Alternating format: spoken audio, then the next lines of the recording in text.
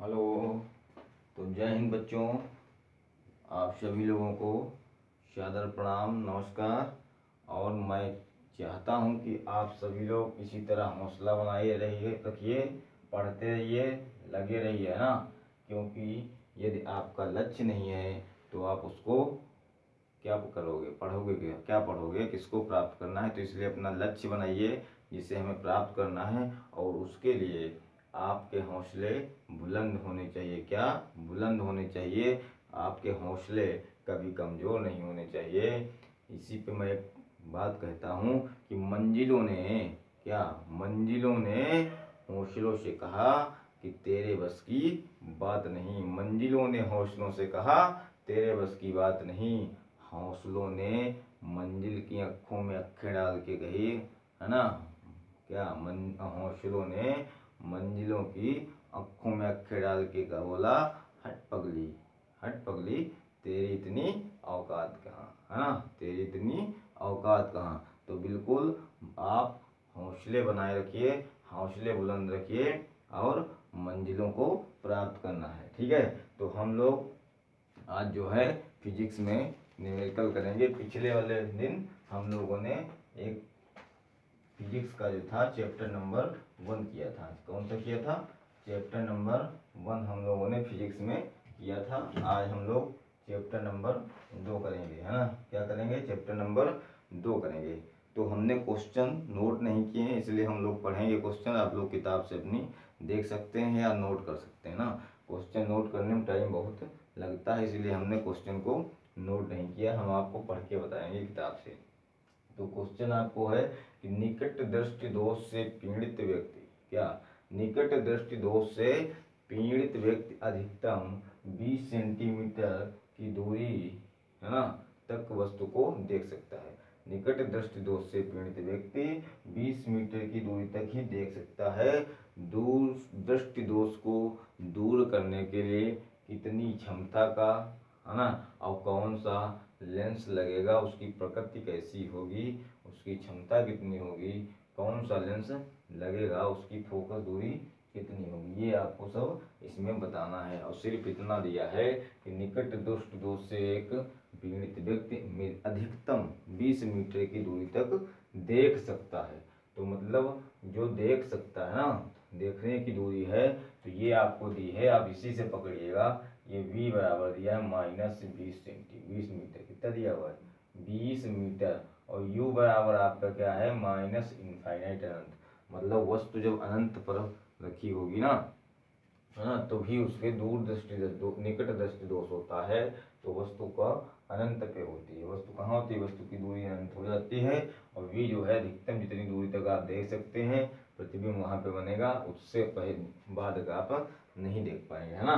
तो ये आपका v हो जाएगा। और f आपको निकालना है। f बराबर आप निकालेंगे तो इसके बाद ये आप जानते हैं कि लेंस का सूत्र क्या होता है। लेंस के सूत्र से आप लगाएंगे 1/f बराबर 1/v माइनस 1/u। तो 1/f बराबर 1/-20, है ना। ये माइनस माइनस प्लस हो जाएगा। u का मान इन्फिनिटी रखेंगे, इसका मतलब इसको हटा दीजिए, कुछ नहीं। तो 1/f बराबर 1/-20, और इसको उल्टा करेंगे तो ये आपका f बराबर आ जाएगा -20 मीटर। कितना आ जाएगा? मतलब, है ना, कि लेंस की फोकस दूरी भी 20 सेंटीमीटर है, और ये माइनस की आई है। इसका मतलब अवतल लेंस होगा। कौन सा लेंस हमको लगाना पड़ेगा? अवतल लेंस लगाना पड़ेगा, है ना।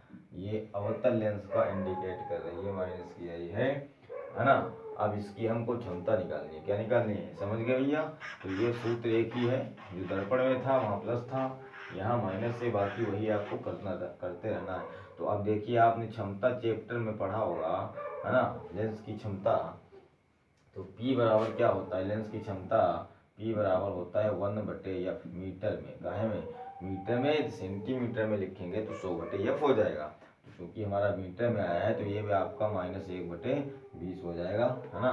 तो इसको भाग करेंगे तो -0.05 आ जाएगा। आप भाग 1 को 20 से भाग कर लिए, दशमलव है, 0 नहीं, यहाँ 0, यहाँ 0, 20 पंचे 100 पूरा कट गया। तो माइनस का 0.05, ये डायोप्टर डी क्या है? क्षमता, लेंस की क्षमता का मात्रक डायोप्टर होता है। क्या होता है भैया? डायोप्टर होता है ना। तो आप उस व्यक्ति को -0.05 डायोप्टर लेंस की क्षमता वाला लेंस और कौन सा चाहिए? अवतल लेंस चाहिए। ठीक है, तो ये था आपका पहला क्वेश्चन जो हमने आपको करवाया। इसी तरीके का दूसरा क्वेश्चन हम आपको बताते हैं, आप उसी टाइम में, इसी बिल्कुल सेम क्वेश्चन है, आप दूसरा क्वेश्चन अपने आप स्वयं करिएगा, है ना, स्वयं करिएगा, क्योंकि बिल्कुल सेम है, कोई डिफरेंस नहीं है। निकट दृष्टि दोष, क्या निकट दृष्टि दोष से पीड़ित एक व्यक्ति अधिकतम 20 की जगह पे 50 कह रहा है। क्या कह रहा है? निकट दृष्टि दोष से पीड़ित एक व्यक्ति अधिकतम 50 मीटर दूर रखी वस्तु को देख सकता है। क्या कर सकता है? देख सकता है ना। और आपको बताना है कि सही दृष्टि के लिए उसे कितनी क्षमता का कौन सा लेंस चाहिए। बिल्कुल सेम क्वेश्चन है, उसी टाइप में इसको भी आप करेंगे। ठीक है, तो बिल्कुल उसी टाइप का है। अगला क्वेश्चन देखिए, क्वेश्चन नंबर 3, एक निकट दृष्टि दोष वाला मनुष्य अपनी आंख से 10 मीटर की दूर की वस्तुओं को स्पष्ट नहीं देख पाता है अनंत पर स्थित किसी वस्तु को देखने के लिए, है ना। तो ये वाला भी क्वेश्चन बिल्कुल सेम है, उसी टाइप का क्वेश्चन है। फिर है ना, क्वेश्चन अगला हम देखते हैं, जो अच्छा क्वेश्चन है, बहुत अच्छा क्वेश्चन है, ये सब क्वेश्चन आ चुके हैं एक बार, है ना।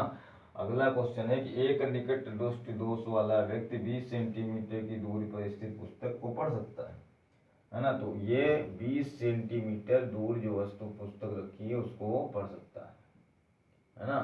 कह रहा है कि एक निकट दृष्टि दोष वाला व्यक्ति 20 सेंटीमीटर दूरी पर रखी पुस्तक को पढ़ सकता है।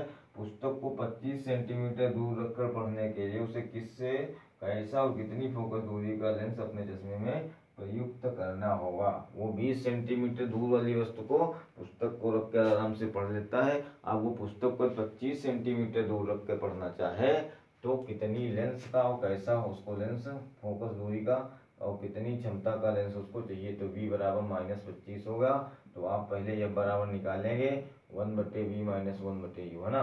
तो 1/f बराबर 1 माइनस का 20, ये माइनस माइनस 25 प्लस का हो जाएगा।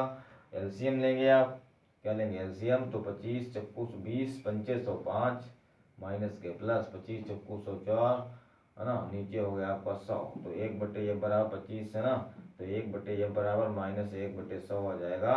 तो ये अब बराबर आपका -100 आ जाएगा सेंटीमीटर। कितना आ जाएगा भाई? -100 सेंटीमीटर आपका एफ आ जाएगा। अतः पुस्तक पढ़ने के लिए आपको -100 सेंटीमीटर की दूरी पर रखनी होगी। कहाँ पे रखनी होगी?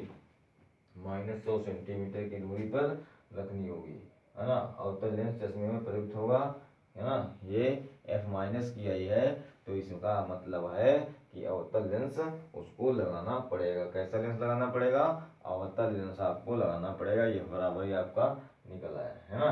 अवतल लेंस लगाना पड़ेगा और वस्तु को पुस्तक पढ़ने के लिए -100 सेंटीमीटर की दूरी पर आपको रखना पड़ेगा। लेंस कौन सा? अवतल लेंस होगा। ठीक है, तो ये आपका ये हो गया।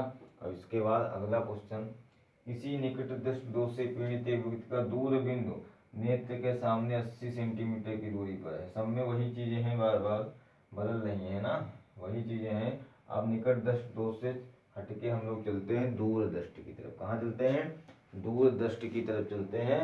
तो अगला क्वेश्चन देखिएगा, है ना। एक दूर दृष्टि दोष वाले मनुष्य का निकट बिंदु 150 सेंटीमीटर है।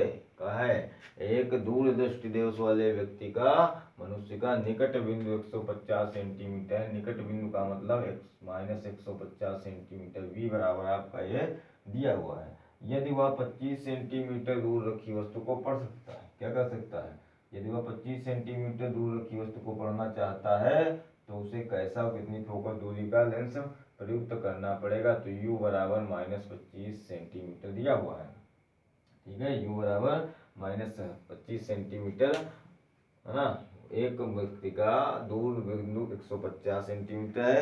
यदि वह 25 सेंटीमीटर की दूर रखी वस्तु को पढ़ना चाहता है तो उसे कितनी लेंस का फोकस दूरी और कैसा लेंस चाहिए।